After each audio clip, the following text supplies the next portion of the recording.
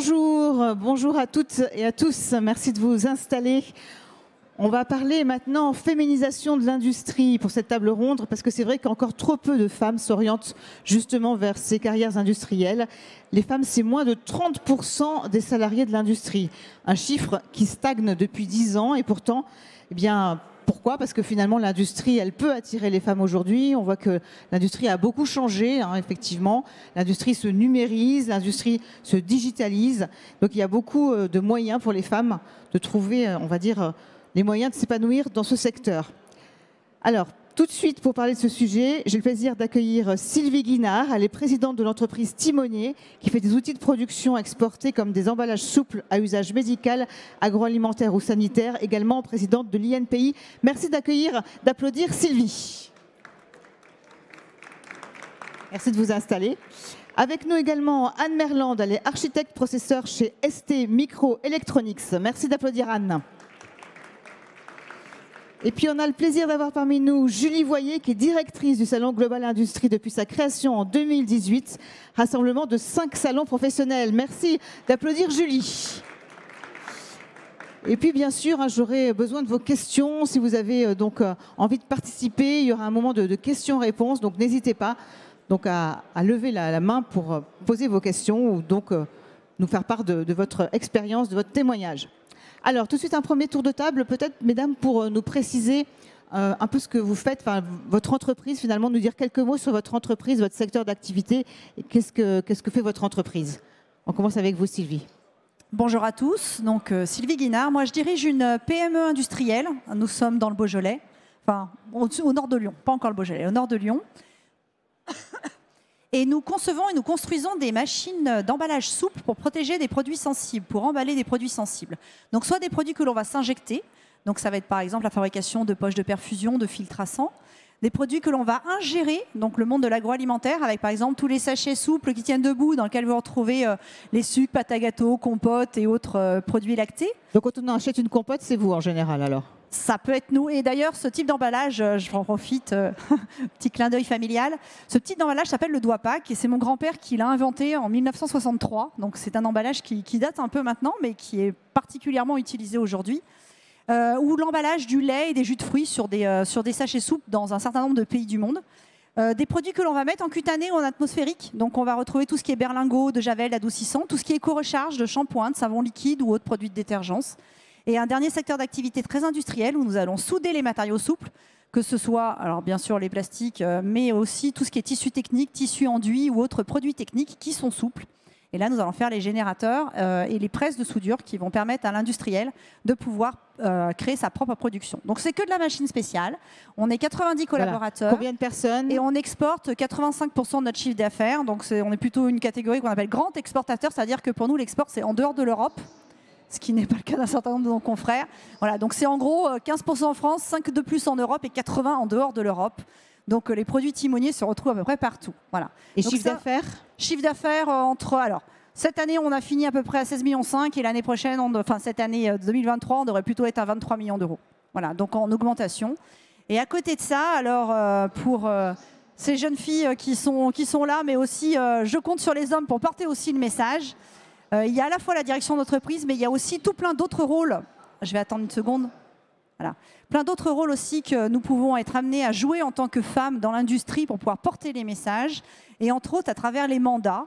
Et donc, moi, j'ai un certain nombre de mandats, surtout nationaux d'ailleurs, donc dans le monde de la mécanique et de l'industrie, au niveau de la fédération, des syndicats professionnels, des centres techniques, mais aussi surtout en tant que présidente de l'INPI, donc l'Institut national de propriété industrielle, administratrice aussi chez Business France, donc ça c'est du coup mes deux pieds, international et innovation. Et enfin des investissements d'administratrice dans les boîtes de numérique et dans les startups de biotechnologie. Voilà. Donc moi, aujourd'hui, cette ouverture, cette curiosité, cette diversité me permet du coup d'avoir un œil très très large sur ce qu'est l'industrie aujourd'hui et sur non seulement les opportunités, mais surtout l'attente féroce qu'on a d'avoir un peu plus de femmes pour amener de la mixité dans toutes les équipes techniques et dans toutes nos entreprises. Donc, mesdames, messieurs, faites passer le message, nous avons besoin d'elles aussi. Oui. Anne, on continue avec vous. Anne Merland, un mot de présentation de votre entreprise ST Microelectronics. Voilà, donc ST Microelectronics, c'est un des leaders mondiaux dans le domaine du semi-conducteur. Chez ST, on fabrique des puces électroniques que vous allez retrouver ensuite dans plein de domaines. Vous en utilisez jusqu'à 250 par jour chacun. Donc on en trouve dans les voitures, dans les smartphones, dans les machines à laver. Voilà. Donc moi, je suis architecte processeur. Je spécifie et je conçois des processeurs qui ensuite seront intégrés dans ces puces pour finir dans tous ces domaines d'application. Donc ST Microelectronics, c'est une entreprise qui a 50 000 employés. On est dans le monde entier. Moi, je travaille à ST Grenoble. On est 2300 à ST Grenoble. Et parmi les ingénieurs ECAD de ST Grenoble, on est 28% de femmes. On termine avec vous, Julie. Julie Voyer, donc vous êtes directrice de ce salon Global Industrie qui regroupe 5 salons industriels, professionnels. Oui, c'est exact. Global Industrie, donc c'est un événement qui est tout jeune. Il a 5 ans. C'est un événement qui est né sous une impulsion politique. À l'époque, on avait un ministre de l'Industrie qui est ni plus ni moins qu'aujourd'hui notre président de la République, Emmanuel Macron, qui avait envie que la France ait un superbe outil, à l'instar de ce que savent faire nos confrères allemands, et qu'on arrive à remettre sur le devant de la scène, qu'on soit fier, qu'on valorise cette excellence, et en particulier cette industrie française, mais pas seulement. Et en fait, ce projet, il a pu voir le jour parce qu'on a la chance d'avoir un président, Olivier Ginon, dans le groupe GL Evans, qui est un vrai pionnier, un entrepreneur, quelqu'un qui voit loin. En plus, c'est un Lyonnais, donc là, on est vraiment dans les terres de notre groupe. Et qui a du coup permis en fait, que l'ensemble de tout cet écosystème industriel soit rassemblé au sein d'un même événement que je suis très heureuse de pouvoir vous montrer aujourd'hui et sur lequel je suis très heureuse de pouvoir vous accueillir. Et je vous remercie, Isabelle, aussi parce qu'on ne le dit jamais assez, on a besoin d'industriels qui au quotidien se battent, mais on a aussi besoin des médias. Et donc, merci beaucoup aujourd'hui d'être présente parmi nous. Écoutez, merci à vous. Alors, on va partir du constat, finalement. Pourquoi trop peu de femmes dans l'industrie aujourd'hui? Est-ce que c'est un problème de pénibilité? Est-ce que c'est un problème d'éducation, de regard? Enfin, quel est votre diagnostic, à vous qui êtes là sur cette scène? Je ne sais pas qui veut démarrer. Anne, peut-être? Oui. Pour moi, c'est essentiellement un problème de modèle. En fait, le modèle qui est véhiculé auprès des jeunes filles, le modèle de l'industrie auprès des jeunes filles qui ne leur correspond pas aujourd'hui. Et le fait aussi qu'elles entendent trop souvent que les sciences, ce n'est pas fait pour elles. Et donc voilà, pour moi, il faut vraiment travailler sur l'éducation, il faut travailler dans les familles, il faut travailler dans les collèges, dans les lycées, pour dire à toutes ces jeunes filles que venez dans l'industrie, il y a plein de métiers passionnants et c'est tout à fait pour elles. Et par exemple, j'étais sur le salon Viva Fabrica il y a 2 semaines et on avait un gros stand ST Microelectronics. On accueillait donc les scolaires avec plein de jeunes filles super intéressées par ce qu'on leur démontrait. On avait fait un petit jeu sur les portes logiques pour l'expliquer comment fonctionnait une puce électronique. Et par contre, sur le week-end, on avait des familles avec essentiellement des jeunes garçons. Et quand on avait une jeune fille, les parents la mettaient souvent en arrière, comme si ce n'était pas pour elle. Voilà, je pense que c'est tout ça qu'il faut changer dans notre communication et dans les modèles. Sylvie Guinard, donc c'est un problème d'éducation, de modèle, comme nous disait Anne. Alors, moi, je vais rebondir sur ce qui a été dit tout à l'heure. On a impérativement besoin de vous en termes de communicants pour faire passer les messages. Aujourd'hui, le constat, il est assez simple. C'est notre faute alors s'il n'y a pas assez de femmes dans l'industrie. C'est une aide. On a besoin d'une aide. Aujourd'hui, le constat, il est assez simple. L'industrie, ça représente plus que 12% du PIB de la France. Dans beaucoup de familles, en fait, plus aucun membre de la famille ne travaille dans l'industrie. Donc, il n'y a plus ces rôles modèles, en tout cas, qui sont portés dans le centre, dans le cercle familial. Et malheureusement, c'est pour ça que je dis le monde du communicant on a besoin vraiment de vous. C'est que les échos qui ont été portés sur le visage qui a été porté de l'industrie a souvent été à travers les plans de fermeture d'usines. Aujourd'hui, ce qui reste de ce terreau industriel, de ces fameux 12%, en fait, ce sont les survivantes. Donc, ce sont les entreprises, pour la plupart, qui sont les plus innovantes, qui, pour un certain nombre d'entre elles, sont très tournées sur des marchés européens et internationaux, qui aujourd'hui sont leaders dans un certain nombre de secteurs. Et on a besoin de faire connaître finalement juste ce que nous sommes aujourd'hui, ce qu'est l'industrie française, l'excellence de la technologie française aujourd'hui qui est parfaitement reconnue à l'export et qu'on n'arrive pas juste à faire connaître sur le territoire français. Donc c'est vrai qu'au niveau des familles, aujourd'hui, ces discours-là ne s'entendent pas parce que les familles ne connaissent plus. Donc pour moi, je milite fortement pour deux chevaux de bataille. effectivement le monde de la communication qui doit être le relais de ces messages-là, qui tout simplement nous faire connaître pour ce que nous sommes aujourd'hui. Voilà. Faire connaître ce que c'est que la réalité. Moi, quand j'ai des classes qui viennent, elles finissent, elles ressortent chez moi, elles font « Waouh, je ne m'attendais pas à ça ». Et vous vous attendiez à quoi? Alors pour un certain nombre, bah, c'est pas. Et puis pour d'autres, c'est tout plein de clichés qui ont été véhiculés autour d'eux. Et le deuxième monde, c'est effectivement le monde de l'école. Et le monde de l'école, je vais même remonter plus loin. Il faudrait que ce soit au moment du primaire que l'on arrive à pousser les enfants à s'intéresser aux sciences, que ce soit garçons ou filles, mais à faire naître cette appétence de découvrir ce que c'est la science. Voilà. Et aujourd'hui, j'en discutais avec l'ancienne ministre de l'Éducation, qui me disait que 92% des professeurs d'école étaient issus de filières littéraires, issus directement en sortant des études, hein, donc elles avaient fini l'école pour retourner à l'école. Donc en fait, ça c'est vrai pour la plupart des profs, hein, le monde professionnel en fait ils connaissent pas du tout, puisqu'ils sont restés dans le monde de l'éducation. Mais ce qu'il y a surtout, c'est qu'au niveau du primaire, on a toute une génération qui a vraiment été orientée vers les lettres, qui aime les lettres et qui, à contrario, du coup, parle peu, alors soit parce qu'elles n'ont pas envie, mais soit surtout par méconnaissance de ce que peut être les sciences et l'opportunité des sciences. Et je pense que moi, il y a vraiment quelque chose à faire à ce niveau-là, de commencer à intégrer ce qu'est la science dès le plus jeune âge, pour qu'après, derrière, on puisse s'ouvrir. Parce que, je ne sais pas si vous vous souvenez, mais quand on était à l'école, c'est à partir de la 6e qu'on retrouve les filles d'un garçon, les filles d'un côté, les garçons de l'autre, quoi. Alors que dans le primaire, c'est pas vrai.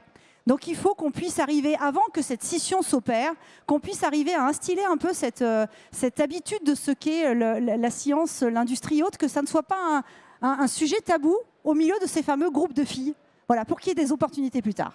Julie, pour vous, alors quelles sont les raisons finalement de ce manque de femmes dans l'industrie? On l'a dit, problème d'éducation, peut-être problème de formation, des parents, méconnaissance des métiers, les femmes ont plus d'appétence vers les carrières littéraires, un peu tout ça? Oui, c'est ce que j'allais dire. Je pense qu'elles ont à peu près cité tous les exemples. Mais en fait, c'est justement cette juxtaposition de problèmes qui fait que malheureusement, on n'a pas de lisibilité aujourd'hui de l'industrie. Pour la comprendre, en fait, il faut des choses concrètes. Ce matin, on avait la chance d'avoir une séquence très forte et je remercie encore le ministre d'avoir passé 1 jour et demi sur le salon et justement d'avoir porté ce message qu'il faut bien évidemment recruter des femmes et attirer des jeunes talents et pour ça, travailler dès le plus jeune âge, travailler sur des axes de communication, mais il fallait aussi rendre des sujets très clairs et en fait, on se rend compte que quand on montre que l'industrie, elle est partout, qu'elle est dans notre monde, qu'on peut en avoir la fierté, qu'aujourd'hui on se déplace grâce à l'industrie, on mange grâce à l'industrie, on vit finalement dans son quotidien, on communique grâce à l'industrie. Et en fait, c'est toutes ces fiertés, tous ces exemples, c'est l'action des médias, bien évidemment, qui est très importante. Et je pense qu'on arrive à remettre des métiers sur le devant de la scène. On peut faire des parallèles. Regardez, quand on regarde le monde de la gastronomie, pendant très longtemps, le monde des chefs, c'était vraiment la cuisine. Je fais le cliché, en plus c'est facile, c'était pour les femmes, hein, on n'en parle pas, on les met un petit peu à l'arrière. Aujourd'hui, quand vous voyez comment on est fiers en France d'avoir tous ces grands chefs étoilés, qu'ils soient hommes, qu'ils soient femmes, grâce à ces émissions qu'on arrive à mettre en place et justement où on donne envie et on fait briller les yeux des jeunes. Et c'est ça, je crois, il faut l'incarner, il faut le valoriser, il faut le communiquer, il faut des gens qui soient emblématiques, qui soient passionnés. Moi, je suis sensible certainement parce qu'en plus, je suis une femme et n'ayons pas peur de montrer nos émotions quand on est une femme. Je crois que qui incarne parfaitement ce monde de l'industrie, c'est justement parce que les gens sont animés par la passion de faire. Et quand on arrive à transmettre, quand on arrive à partager, et quand justement, soit ça se transmet de génération en génération, Sylvie l'explique très bien, soit ça se transmet parce qu'à un moment donné, ça nous habite. Et merci également Anne de pouvoir le témoigner. C'est ça qu'il faut qu'on arrive à partager, c'est cette envie de faire bouger, c'est cette envie de faire. Et il faut que ça se joue partout. Les parents, les professeurs, que les entreprises ouvrent beaucoup plus leurs portes. Moi, je vois dans les salons professionnels, ça a beaucoup bougé. On en parlera certainement après, mais il y a plus de 10 ans, moi ça fait 15 ans que je fais des salons, il y a plus de 10 ans, les jeunes on les voulait pas, c'était des piqueurs de goodies. Donc il fallait les déplacer parce que vous comprenez, c'était embêtant, on était là pour un salon B2B, on fait du business.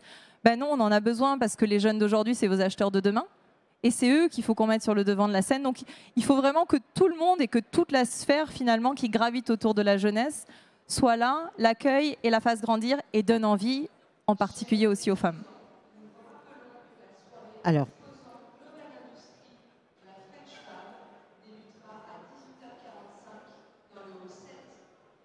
Voilà, c'est difficile de parler en même temps que les annonces. Alors, est-ce qu'il n'y a pas peut-être aussi un autre élément qui a pu inciter les femmes à ne pas aller vers l'industrie? C'est-à-dire que pour l'instant, c'est un monde d'hommes où elles se disent comment je vais être accueillie. Comment vous avez été accueillie, vous, dans ce monde? Est-ce que ça a été parfois difficile? Est-ce qu'on vous a demandé d'aller chercher les cafés ou pas du tout? Oh. Je connais le clin Julie, d'œil. oui. En premier, après je relaisse. Non, alors moi j'ai cumulé 2 handicaps quand je suis arrivée dans le monde de l'industrie. Un, j'étais jeune, j'avais 23 ans. Donc autant vous dire qu'on le sait, quand on est jeune, il faut qu'on se dise, est-ce qu'elle connaît vraiment son job ou est-ce qu'elle est là juste parce qu'en effet elle fait un stage d'observation? Et puis en plus j'étais une femme et on va pas se le cacher, hein, l'industrie, vous le voyez aujourd'hui, c'est toute une chaîne de valeur, donc c'est des entreprises, mais c'est aussi des réseaux. Et pour être crédible dans des réseaux, il faut avoir de la connaissance des sujets, il faut avoir de la connaissance des relations. Et c'est pas une jeune femme de 23 ans qu'on donne une crédibilité quand on est à une réunion, surtout quand on s'imagine qu'elle peut connaître le monde de l'industrie. Et donc c'est vrai qu'au départ, il y avait un a priori. C'est quand même un atout pour une chose, c'est que par contre, la relation homme-femme, c'est toujours une relation saine. C'est-à-dire qu'il y a toujours une bienveillance naturelle pour les hommes envers les femmes à partir du moment où il y a un échange qui s'instaure. Et justement, il y a plein de situations où on peut débloquer des sujets et faciliter un lien et faciliter du coup énormément d'avancement de projet parce que justement, il n'y a pas cette confrontation qu'il peut y avoir entre deux hommes. Cette concurrence finalement. Exactement. Voilà. Ça a été la même chose pour vous, Anne-Sylvie, ou pas trop? Non, moi pas du tout.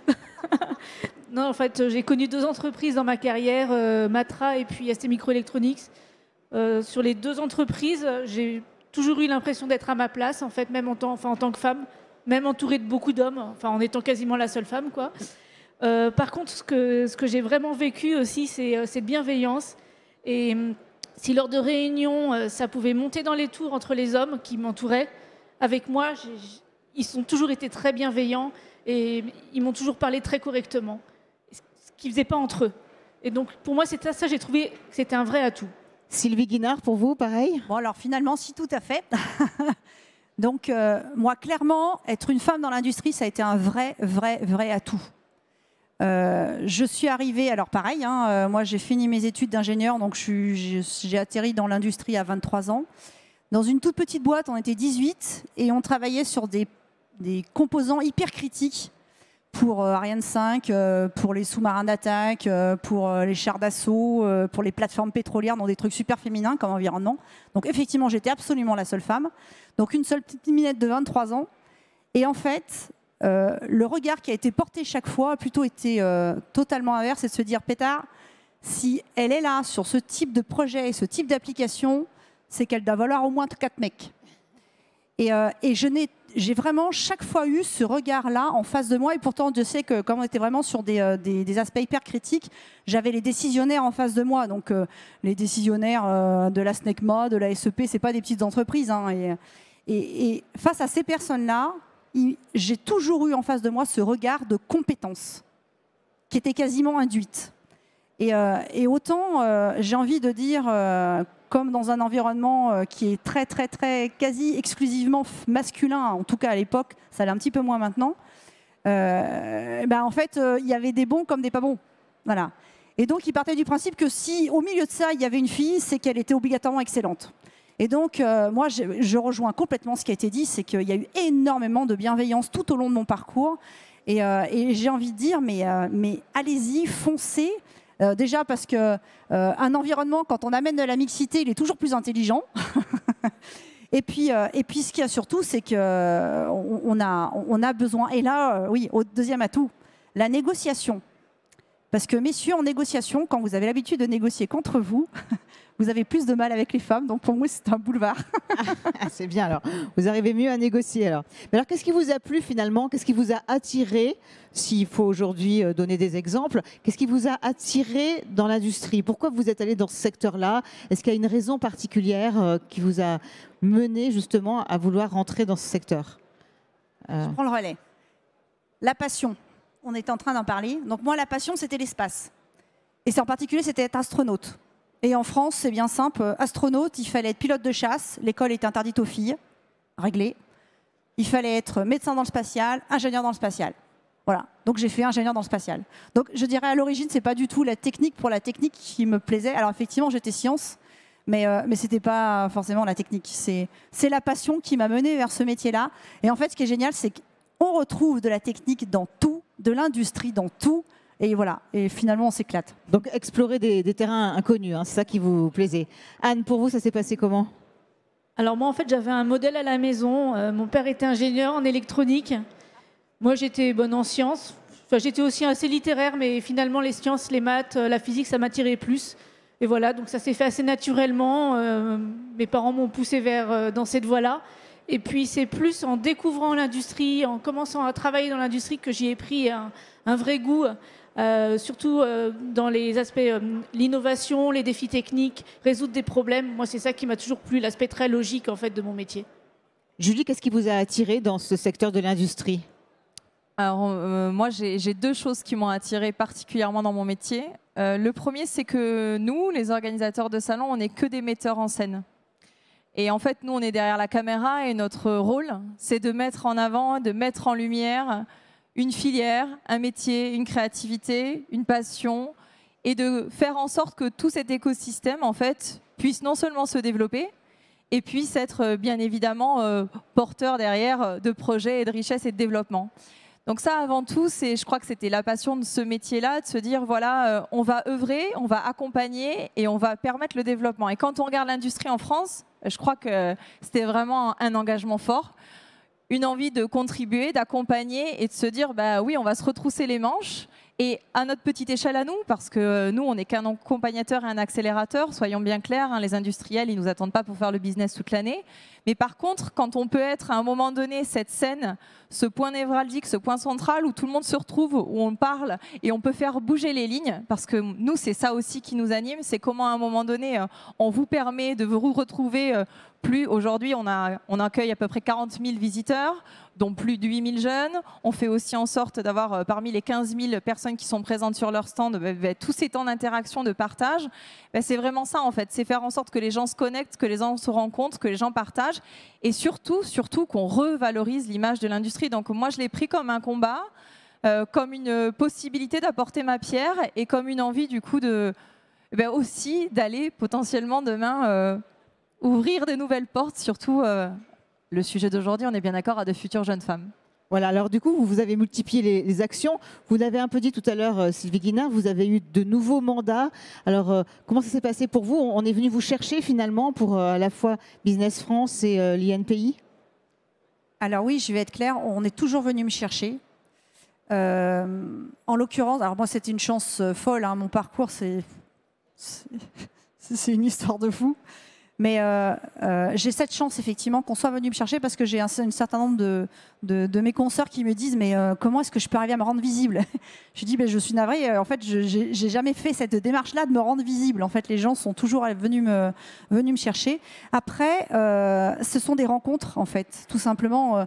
Quand je parle, par exemple, ce poste de présidente de l'INPI, ça a été une rencontre des années auparavant, lors d'une...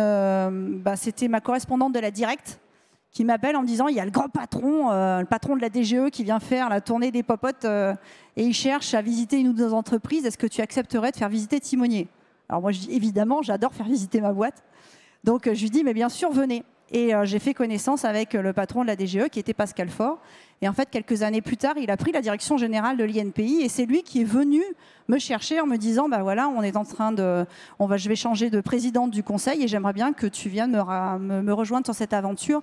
Donc voilà, ce sont des personnes, ce sont des rencontres qu'on fait à un moment donné, ce sont des échanges qui se font et qui fait qu'on va venir tisser des liens et qui petit à petit, dans tous les conseils dans lesquels je suis, ce sont des liens. Après, sur les conseils, alors après c'est une opinion personnelle, mais moi je fais un bout de parcours avec eux, mais un bout de parcours parce qu'on n'a pas velléité à rester des années, on vient accompagner un temps pour une opération particulière, puis après derrière, je laisse la place à d'autres et je vais vivre un peu, apporter d'autres conseils à d'autres, participer à d'autres aventures. Alors vous aussi, Anne, vous multipliez les opérations, on va dire les actions, hein, donc, chez ST Micro pour donner envie aux jeunes filles de venir faire des études dans votre domaine. Vous avez reçu des filles du lycée Champollion, vous étiez au salon, on en a parlé, Viva Fabrica il n'y a pas longtemps, vous êtes aussi marraine de l'association Elle Bouge. Donc tout ça, ça fait beaucoup de choses. Racontez-nous comment ça se passe. Voilà, et puis en plus de ça, là, depuis cette année, avec une de mes collègues, on a pris le rôle de STEM coordinatrice pour le site de Grenoble. STEM, c'est Science, Technology, Engineering, Mathematics. Et chez ST, on a un programme qui s'appelle STEM Your Way, qui est un programme qui vise à donner envie aux jeunes de rentrer, de continuer une carrière, enfin des études scientifiques, puis une carrière scientifique. Et dans ce cadre de STEM, on est aussi en train d'inciter, on essaye d'inciter les jeunes filles à venir aussi dans nos filières. Donc c'est dans ce cadre-là, voilà, qu'on a accueilli sur notre site toutes les jeunes filles qui sont en classe préparatoire du lycée Champollion et Vaucanson. Donc les 2 gros lycées de classe prépa scientifique de Grenoble.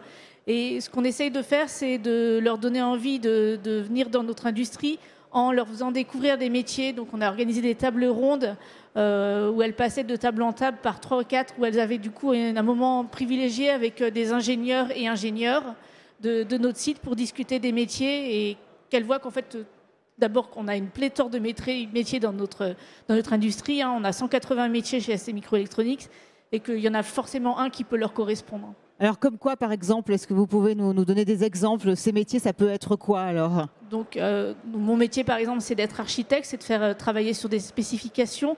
Après, on a des métiers qu'on appelle les métiers de design. C'est la personne qui va faire la conception de la puce. Et ensuite, on a des métiers d'implémentation, donc le dessin de la puce, puis tous les métiers dans la fabrication, dans le process. On a aussi, bien sûr, des métiers de support, de vente, de marketing, des métiers attachés au RH. Donc voilà, une quantité des métiers attachés au brevet, enfin des métiers, parce on innove énormément. Donc voilà, une quantité de métiers assez importante et on a énormément de postes ouverts en plus, donc je fais une annonce en même temps. Alors vous recrutez, c'est ça en ce moment? Nous recrutons aussi. Nous recrutons. Alors allez-y, combien de personnes? Donc on a 1200 postes ouverts en CDI sur ST France et 2000 tout confondu CDI, CDD, alternance. Vous aussi, Sylvie, vous recrutez combien de personnes? Oui, alors nous, à la même échelle, hein, donc comme on est 90, aujourd'hui, on doit avoir 6 postes ouverts sur de l'administration des ventes, sur la partie projeteur en bureau d'études, commercial, monteur, câbleur et metteur au point, technicien de service après-vente. Bon, donc si vous cherchez un boulot, allez les voir à la fin de la table ronde. On continue sur les actions avec vous. Julie, vous aussi, vous faites beaucoup de choses sur Global Industries. Vous faites des formations, vous avez lancé les premières actions sur l'attractivité des métiers il y a maintenant plus de 10 ans. Vous accueillez également, donc j'en parlais tout à l'heure, l'association Elle Bouge. Il y a également un concours qui a été mis en place. Donc vraiment beaucoup de choses aujourd'hui, beaucoup d'initiatives qui sont prises par Global Industries. Oui, alors on le disait, hein, Global Industries est jeune, il a 5 ans, mais à l'origine, il est le rassemblement de 5 salons professionnels, dont un qui avait lieu historiquement à Lyon, qui s'appelait Industrie. Et c'est au sein de cet événement en particulier qu'on a voulu mener beaucoup d'actions en faveur de la formation, des métiers, de la jeunesse et de l'attractivité, bien évidemment. Donc il y a plus de 10 ans maintenant, on mettait en place nos premières plateformes pour créer des rendez-vous entre des chefs d'entreprise qui recrutent et des futurs talents qui sont en train de rechercher un job parce qu'ils sont en fin de parcours. On avait aussi potentiellement des accueils de personnes qui étaient en reconversion professionnelle. On a énormément développé cette action pour faire en sorte qu'il y ait beaucoup de job dating sur le salon qui soient engagés. On a créé des espaces de coaching parce qu'on sait qu'il y a des moments où on est en questionnement sur où on va, qu'est-ce qu'on fait, qu'est-ce qu'on vaut, qu'est-ce qu'on veut. Donc on a aussi proposé ces services d'accompagnement. On a proposé des services de visite guidée. Et alors là, vraiment à toutes les échelles, hein, que ce soit des écoles et donc des classes, donc avec vraiment la présentation des différents métiers, un parcours organisé avec l'ensemble des syndicats professionnels qui jouaient le jeu de valoriser les métiers, avec les entreprises aussi qui montraient des démonstrations, bien évidemment, pour faire comprendre ce qu'elles faisaient. On a fait aussi en sorte du coup de créer ces temps d'échange et de partage aussi avec des professeurs, puisque l'objectif c'était aussi que les professeurs voient, comprennent, parce que on a appris à certains moments qu'il y avait des métiers qui étaient présentés sur quelques circulaires et forcément c'est un petit peu compliqué de comprendre le monde de l'industrie sur une feuille A4. Hein. On se le dit, on ne va pas se le cacher. Quand on va dans une usine aujourd'hui, on a les yeux qui brillent, hein, parce que c'est un bijou technologique et c'est un lieu magnifique d'innovation. Donc c'était important vraiment qu'on ait des actions en faveur des professeurs. On a mis aussi des actions en place avec l'APEC, avec Pôle emploi, parce que c'est pareil aussi. Aujourd'hui, c'est important que les personnes qui soient au chômage ou qui soient en quête de formation puissent aussi bien identifier dans leur parcours l'industrie. On le dit, c'est un métier qui paye, c'est des carrières, c'est de l'avenir. L'industrie, c'est énormément de facteurs aujourd'hui très positifs. Et quand on sait qu'on a besoin potentiellement de trouver de nouveaux horizons, c'est important que l'ensemble des sphères d'influence puissent aussi bien identifier l'industrie comme étant une voie d'avenir. Donc c'est aussi avec eux qu'on met des actions en place. On a mis des actions en place en faveur aussi des collégiens, on en parlait tout à l'heure. Il y a eu des dispositifs pour recréer des salons dans le salon, c'est-à-dire vraiment un salon des métiers de l'industrie avec un discours, un accompagnement et des choses qui soient très très claires pour que les jeunes comprennent finalement quelles sont la diversité des métiers et du coup qu'ils puissent identifier demain et qu'ils osent potentiellement dire à leurs parents qu'ils ont envie de s'orienter vers des voies professionnelles qu'ils n'imaginaient pas. Et donc voilà, après on s'est dit depuis un an, je faisais tout à l'heure le parallèle avec le monde de la gastronomie, il faut aussi qu'on ait des marqueurs très forts. On a utilisé Global Industry justement pour lancer notre premier concours de l'industrie. Vous connaissez tous certainement les WorldSkills. Les WorldSkills, c'est des jeunes qui jusqu'à 20 ans en fait, peuvent concourir dans différents métiers, dont un porte en particulier le métier de l'industrie et donc certains savoir-faire. Et nous, on s'est dit c'est très bien, mais il faut aussi qu'on continue à mettre en lumière aussi les personnes qui sont dans les boîtes. Et donc l'objectif, c'était de sortir des WorldSkills, venez concourir sur les Golden Tech. Et donc là, on a 14 métiers qui sont représentés. J'invite tous ceux qui n'ont pas découvert encore cet espace, qui est un espace magnifique, où on a des gens passionnés. Ah oui, il est incroyable. Hein. Franchement, il y a tout un circuit à faire, où à chaque fois, on demande effectivement aux jeunes, aux jeunes ou moins jeunes, de effectivement réaliser des projets. Enfin, c'est assez, on va dire, ce sont des beaux challenges à faire. Et c'est très, très instructif. C'est passionnant. Vraiment, il faut y aller. C'est tout au fond du hall 4. Voilà, c'est ça. C'est ça. Et on n'a que 2 femmes qui concourent là. Donc, il nous en faut un petit peu plus sur la quasi-centaine de personnes qui participent au concours. Donc voilà, l'idée, c'est toujours, encore une fois, c'est de faire briller les yeux. On a la chance d'avoir des stands magnifiques avec des démonstrations qui sont sublimes sur tous les corps de métier aujourd'hui. Et le concours, notamment des Golden Tech, c'est un superbe outil aussi pour donner envie et puis pour découvrir différemment ce qu'est l'industrie. Alors Sylvie, vous vouliez compléter justement sur toutes les actions que vous menez aujourd'hui. Vous aussi, vous faites beaucoup de choses. Moi je voulais surtout profiter du fait que vous soyez tous là pour vous solliciter, pour être des relais des messages que je vais vous faire. En particulier, moi, il y a une toute petite histoire personnelle qui m'a beaucoup marquée. Parmi les interventions que je faisais, je me disais, mais finalement, de raconter un bout d'histoire personnelle, finalement, qu'est-ce que ça apporte? Voilà. Jusqu'au jour où une jeune fille est passée me voir, à la sortie d'une conférence comme ça, et qui me dit, mais c'est génial, je vous ai déjà entendu il y a 5 ans, aux Assises de la mécanique à Paris, et le message que vous avez porté aujourd'hui n'a pas beaucoup changé par rapport à il y a 5-6 ans. Alors je dis, bon, en même temps, j'étais sur de l'histoire personnelle, donc il n'y a pas de raison que ça change beaucoup. Il me dit, c'est très important pour moi, parce que ce que vous avez raconté il y a 5-6 ans a changé ma vie, et je suis heureuse de savoir que j'ai construit ça sur quelque chose de solide.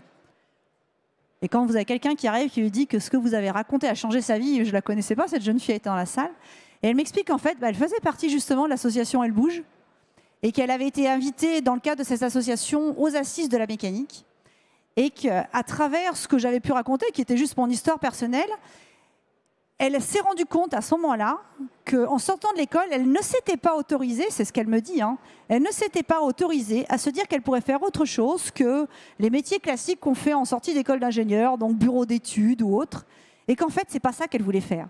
Ce qu'elle voulait, c'était créer sa boîte et c'était être entrepreneuse. Et à m'écouter parler de la reprise de l'entreprise telle que je l'avais faite, elle s'est dit, mais finalement, pourquoi j'attends ? Et elle a été diplômée, elle a créé sa boîte, elle me dit, et ma boîte, elle est créée depuis 4 ans, et le déclic, je l'ai eu ce jour-là. Cette petite histoire, je vous la raconte, parce que finalement, j'espère que parmi un certain nombre d'entre vous, vous saurez être porte-parole de vos parcours de vie, des messages que vous portez, parce que finalement, on ne sait jamais quelle est la portée de notre propre expérience en termes de rôle modèle, pour laisser à d'autres l'opportunité de se projeter dans les métiers. Voilà, donc après, vous pouvez le faire à travers tout plein de réseaux qui existent. Parmi les réseaux qu'on n'a peut-être pas cités, il y a 100 000 entrepreneurs qui permettent directement de mettre en relation des professionnels avec des écoles, donc les professeurs contactent la plateforme, nous on se met à disposition et puis on nous envoie toutes les semaines une liste d'interventions à réaliser. Et si ça nous intéresse, on se met en contact directement avec le professeur et on intervient. Et on n'a pas besoin d'être entrepreneur, chef d'entreprise pour le faire. Tous les métiers sont attendus dans ce type de message. C'est de se rapprocher des jeunes pour leur dire juste ce qu'on fait. Parce que l'écho, il peut être là. Et vous êtes en puissance des vrais porte-parole de ce que peut être dans les yeux de quelqu'un plus tard, les étoiles qui vont faire briller dans des métiers futurs. Donc je compte aussi sur vous pour être ces relais. Voilà. Et pourtant, la reprise de votre entreprise, ça n'a pas été très facile. Hein. À un moment donné, il y a eu des discussions. Il y a des hauts et des bas, mais il y a aussi beaucoup de hauts. Il y a eu des hauts et des bas, c'est ça. Vous avez dû convaincre à un moment donné les actionnaires. Hein, c'est ça, il a fallu faire preuve de persuasion. On va revenir sur le. Vous voulez pas revenir sur l'histoire. Alors justement pour regarder l'avenir, effectivement, on voit qu'on a des femmes dans les fonctions support très souvent, pas assez dans les comités exécutifs notamment, où elles sont uniquement 15% dans les postes à responsabilité. Il faut que ça change parce que on cite souvent cette fameuse étude de McKinsey qui nous dit que quand on a des femmes dans les comités de direction, ça améliore la rentabilité. Donc ça, c'est un vrai élément. C'est valable aussi d'une manière générale pour la diversité. Si on a des boards finalement qui sont trop homogènes, on va penser de la même manière. Il n'y a pas de nouvelles idées qui vont arriver à émerger. C'est évident, je partage tout à fait cet avis. Et c'est pour ça qu'il ne faut pas tomber non plus dans le discours extrême de dire au féminin pour le féminin et simplement pour le féminin. Et je pense que s'il y a un message aussi qu'il faut qu'on porte, bien évidemment, on a envie d'attirer des jeunes femmes demain dans l'industrie parce qu'il en manque. Mais la véritable richesse, pour moi, la véritable valeur, ce qui fait sens et ce qui fait foi, c'est la mixité. C'est parce qu'en fait, en réalité, on est tous complémentaires, on a tous une valeur à apporter à notre échelle, quels que soient les métiers, quels que soient les sujets, quels que soient les enjeux. Et c'est la mixité véritablement qu'il faut défendre, parce qu'on le voit, en effet, on a des modes de pensée qui sont très différents. Ce matin, il y avait une anecdote. Quand on lançait le collectif industriel qui est porté par le ministère de l'Industrie, le ministre racontait les échanges qu'il avait eus avec les jeunes. Hier, il avait fait une séquence sur le comité et donc notamment sur la filière des industries mécaniques où il avait une quinzaine de jeunes qui étaient là et il leur posait plein de questions. Qu'est-ce que c'est d'être ministre? Est-ce que tu as déjà bossé dans l'industrie? Des choses comme ça. Et ils ont aussi énormément posé de questions. Les questions plus masculines étaient sur, en gros, combien tu gagnes? Et les questions féminines étaient en gros sur « et qu'est-ce que tu fais? Quelle est la passion ?» Et le ministre disait, et c'était très marrant, il faut les deux, quoi. En gros, il faut que j'ai un projet qui me fasse triper, mais j'ai un projet qui me permette de gagner clairement de l'argent et qui me permette aussi, derrière, d'avoir des vraies perspectives de carrière. Et c'est ça qui est intéressant, et on le voit dès notre plus jeune âge, c'est qu'à un moment donné, on a besoin autant de jeunes filles que de jeunes hommes, et on a besoin vraiment de tout le monde. Et on doit peut-être plus être en capacité de porter, à mon sens, vraiment un message porteur en faveur de la mixité et en faveur du coup de ce collectif et de cette intelligence qu'on peut avoir entre hommes et entre femmes ensemble, plutôt que simplement uniquement chercher à défendre une posture plutôt qu'une autre. Mais je le dis, il faut quand même plus de femmes. Anne, il faut qu'il y ait des filles qui viennent dans ce qu'on appelle l'intelligence artificielle, parce que sinon, on va avoir une intelligence artificielle qui sera calibrée d'une façon trop masculine. Il faut absolument avoir ce mélange, c'est très important pour l'avenir, ça. Ouais, c'est un domaine dans lequel il y a beaucoup de biais inconscients qui ont un effet. Et or, aujourd'hui, il y a moins de 10% de femmes qui travaillent dans ce domaine-là. Donc c'est vraiment primordial là, pour toutes les filles qui aiment faire des maths, qui aiment travailler sur des algorithmes, qui sont logiques. Voilà, c'est un domaine où il y a encore énormément d'innovation, c'est en pleine croissance. Et il faut vraiment qu'il y ait des filles qui viennent dans ce domaine pour que le monde soit pas que masculin. Vous aussi, vous l'avez senti, Sylvie, dans votre entreprise, cet apport de différents regards, finalement, de la diversité en général, hein. Oui, j'allais élargir effectivement à ça, c'est vraiment la diversité. Alors moi, j'ai la chance d'avoir une boîte qui est très tournée vers l'international, donc on attire aussi des cultures différentes. Et puis des formations différentes, que ce soit des formations, des âges. Voilà. Donc je vais bien au-delà de la mixité, c'est vraiment la diversité qui amène la richesse. C'est la complémentarité, c'est le fait de ne pas tous être pareil et consanguins. Je suis tout à fait d'accord. Après, comme je l'ai même expérimenté, hein, généralement, le fait d'amener de la mixité, que ce soit un homme au milieu des femmes ou une femme au milieu des hommes, ça rend le groupe beaucoup moins bête. Voilà, je le fais en souriant, mais c'est très très vrai en fait, parce que mine de rien, on reste quand même dans l'aspect genré avec l'envie de plaire. Et quand vous avez qu'un groupe d'hommes et une femme qui arrivent dedans, et ben, les hommes ont envie de se montrer sous leur meilleur jour. Et l'inverse est tout à fait vrai aussi. Ce qui fait que, mine de rien, ça fait augmenter le niveau des échanges qu'on a dans le groupe. Je pense que vraiment, on a y gagné beaucoup en termes de qualité d'échange, au-delà juste de la performance de l'entreprise. Parce que là, je rejoins ce qui a été dit, c'est qu'aujourd'hui, à travers toutes les études qui ont été faites, et en particulier celles qui ont été faites pendant les moments où on avait besoin de résilience, en particulier avec la Covid, les entreprises dirigées par des femmes, ou en tout cas à minima, qui avaient une mixité importante, une diversité importante dans les organes de direction, s'en sont bien mieux sorties que les autres. Julie, le fait que finalement le secteur se numérise, ça aussi c'est important, ça permet d'attirer davantage peut-être de femmes par ce vecteur de la digitalisation, de la numérisation. Mais on le voit quand on regarde la jeunesse aujourd'hui. Je crois qu'on parle beaucoup de geeks parce que c'est vrai, les jeux vidéo, les téléphones, les réseaux sociaux, tous ces sujets qui sont aujourd'hui finalement au cœur du développement des jeunes, de la communication des jeunes, je pense que c'est un vrai atout. Et d'une certaine manière, c'est aussi ce qui peut permettre aussi à des jeunes femmes de même d'être intéressées vers le monde de l'industrie. C'est un atout aussi parce que quand on regarde le petit village des startups, je ne sais pas si vous avez été le voir, on a plus de 100 startups cette année qui sont sur Global Industries. Mais il y a des hommes, mais il y a aussi des femmes. Et on voit qu'en France, certes, on a raté à un moment donné ce virage de produire en France, mais je crois que par contre, digitaliser, on parle d'intelligence artificielle, c'est des sujets véritablement sur lesquels les hommes, les femmes, tout le monde a bien évidemment sa place. Et je crois que c'est de moins en moins genré parce qu'on est aussi sur des mondes où on casse beaucoup les codes et on a une jeunesse qui, je crois, a aussi envie de faire bouger les lignes vis-à-vis de ça. Donc je pense que la digitalisation et la numérisation de l'industrie, c'est aussi une opportunité pour que justement, bien évidemment, on ait des jeunes femmes qui ont envie aussi de pousser les portes de ces métiers. Anne, vous ressentez la même chose aussi dans votre entreprise, à votre niveau ?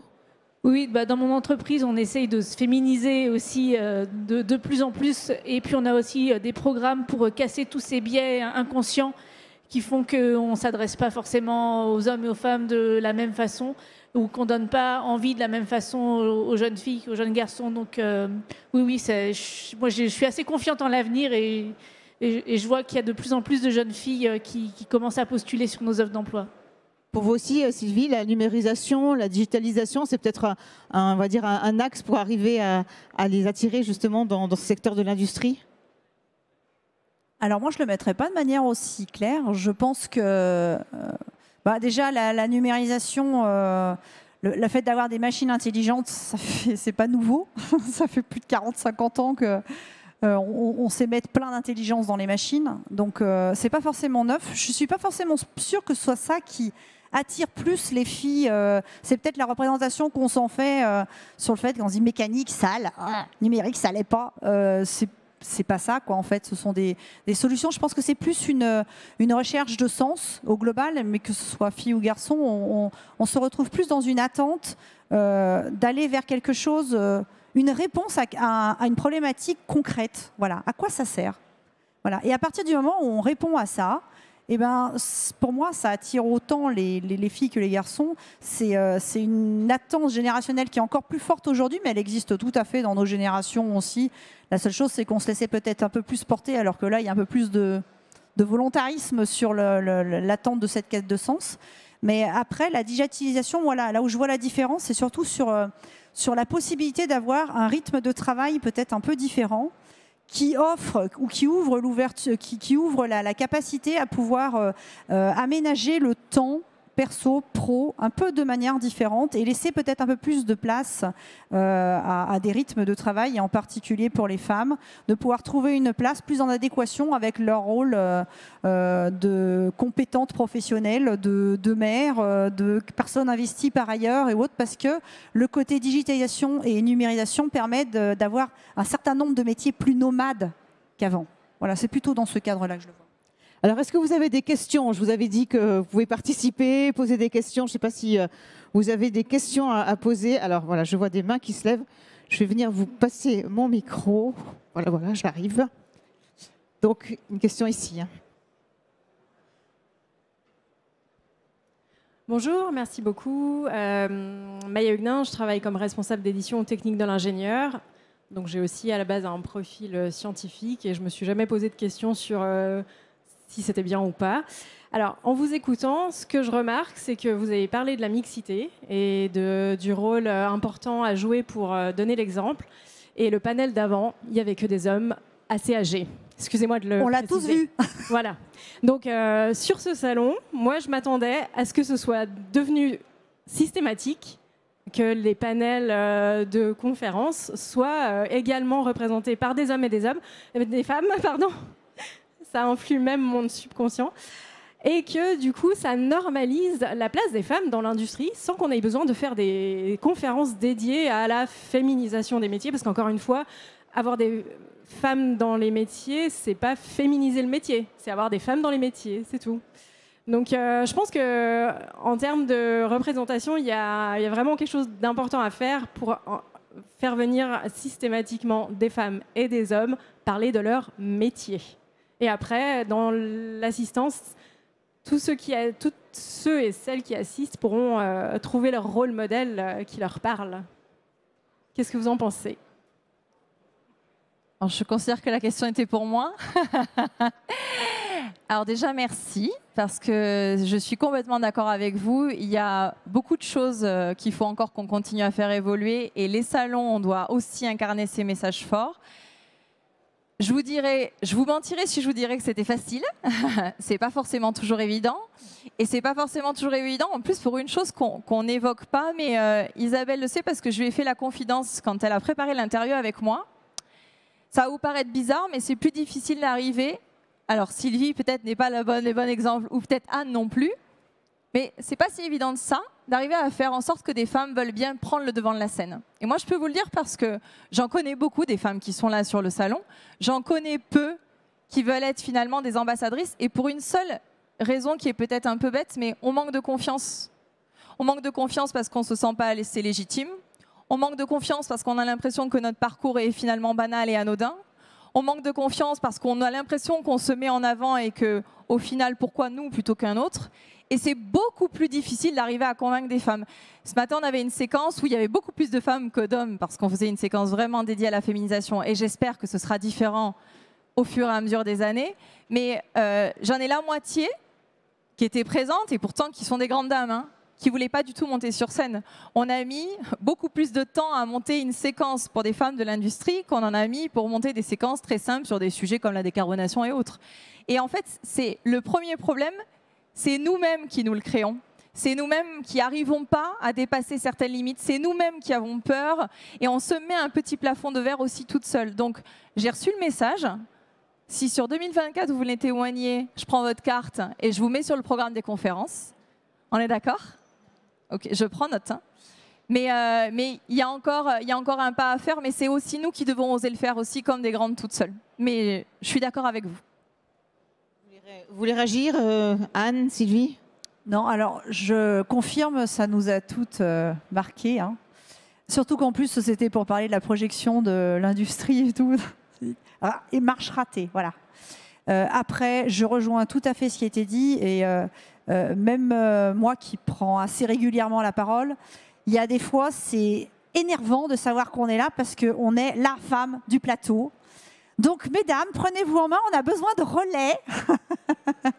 Et non, mais c'est vrai que c'est vraiment important. On ne mesure pas, finalement, juste en prenant la parole, juste en explicitant juste ce qu'on est, finalement, la caisse de résonance que ça peut porter. Et je vais être très claire, on ne le fait pas pour nous. On le fait parce que peut-être que chez quelqu'un, ça va résonner et peut-être que ça peut transformer des choses, transformer des carrières, transformer des vies. Et si on ne le fait pas, ça ne le fera pas, tout simplement. Mais je vais être claire, on ne le fait pas pour nous. Est-ce qu'il y a d'autres questions ? Est-ce que vous avez envie de vous exprimer ? Alors oui, j'arrive. Bonjour, merci. Bonjour à tous. Merci à toutes les quatre déjà pour cette intervention. En effet, c'est dommage d'arriver à faire une une conférence sur la féminisation, et en même temps, c'est chouette de pouvoir continuer. On est dans l'industrie, il faut y aller. Je m'appelle Véronique Binet, moi je suis dans une entreprise qui s'appelle Clésim, donc anciennement Creusot-Loire, donc c'est de l'industrie lourde, de la métallurgie. Je suis directrice des services, du service après-vente et de la satisfaction client. Et c'est vrai, quand je vous entends, je suis tout à fait d'accord qu'il faut que ça commence dès le plus jeune âge, même la primaire dont vous parliez, et qu'on pousse les jeunes filles. Moi, j'essaye de prôner, alors j'ai un profil plus business school que scientifique, mais j'aurais un conseil à vous demander, c'est sur ces messages, ces relais qu'on veut faire passer. Vous avez parlé d'associations comme Elle Bouge ou d'autres. Donc pour des plus jeunes qui démarrent dans la vie et dans l'industrie. Moi, je suis passionnée de l'industrie. Mon père était dans la mécanique et j'aime beaucoup les choses concrètes. J'ai travaillé dans des applications pharmaceutiques, mais j'aime bien qu'on fabrique, qu'on ait des usines. Est-ce qu'il existe des réseaux femmes et industrie pour qu'on porte des messages aussi et qu'on puisse échanger avec nos pairs? Moi, c'est vrai que dans mon entreprise, par exemple, au bureau d'études, on est 60, il y a 2 femmes. La R&D, il y a 1 femme sur 10, mais j'aimerais les pousser. Vous dites c'est une question en effet de confiance aussi.